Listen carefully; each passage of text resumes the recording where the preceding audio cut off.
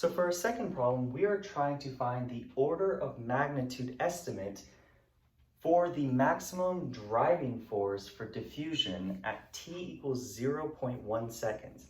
I already wrote this all out, so I'm just going to go through it and explain it as I go. Two things that we need to know are we're going to have two components. Component 1 will be the H2O side, and component 2 will be D2O.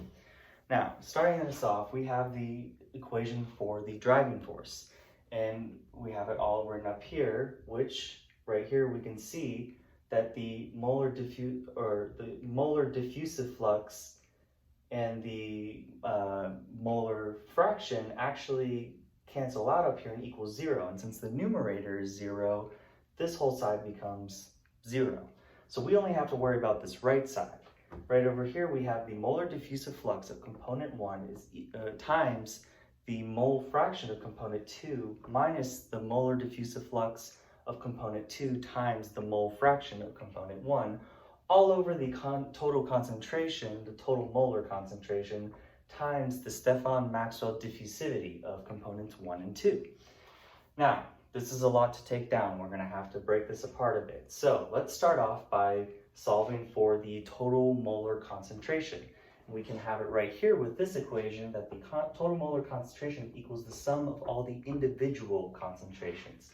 I actually was able to solve for that here because we have the densities and the molecular weights of both D2O and H2O. So with that, we are able to solve that the concentration for H2O component 1 is 55,555 moles per meters cubed, and the concentration of component 2, the D2O, is 55,500 moles per meters cubed. And we can see over here, the thing is, that is the concentration for the individual squares that they have. Assuming squares, they're not really squares, but the individual halves that they have. So because when we break it apart, the volume doubles, we have to put it all over twice the volume. We know that the volumes are the same, they are equal, and because of that, we can just assume that it's over 2 of volume on the H2O side or 2 of volume of the D2O side. It doesn't matter because they are equal to each other.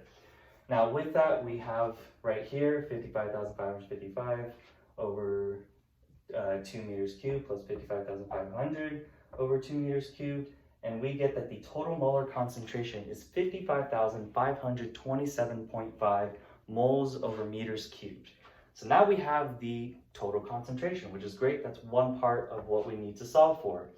Next, we also need to find the Stefan-Maxwell diffusivity, which we know that since it is an ideal situation,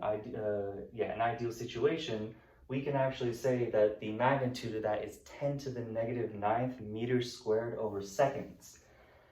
So now that we have that, we still need to solve for the top two, but we can actually cut that down a bit. So we know that the molar diffusive fluxes of component 1 and 2 add up to be 0. And because of that, we know that the molar diffusive flux of 1 is equal to the negative molar diffusive flux of 2, which we're going to use that and substitute it in to make this equation a little bit easier to go through. Another thing we should be aware of is that the sum of all of the mole fractions is equal to 1. Therefore, we're going to actually substitute the mole fraction of component 2 as 1 minus the mole fraction of component 1. And we have that written up here. We use those substitutes up here. That allows us to actually cut it down once you spread it out. And we have here that the molar diffusive flux of component 2 times the mole fraction of component 1 minus molar diffusive flux of component 2 times mole fraction of 1, that goes out, becomes 0. So all we have left is the molar diffusive flux of component 2 is a negative over the total concentration times the Stefan-Maxwell diffusivity. We already got all those values there, so actually the values is negative 2.78 moles over meter squared times seconds over the 55,527.5 moles over meters cubed times the 10 to the negative 9th meters squared per second, which we get that to be as negative 5.0065 times 10 to the 4th. And from that, we can actually find the magnitude, the order of magnitude for the driving force as 10 to the 4th.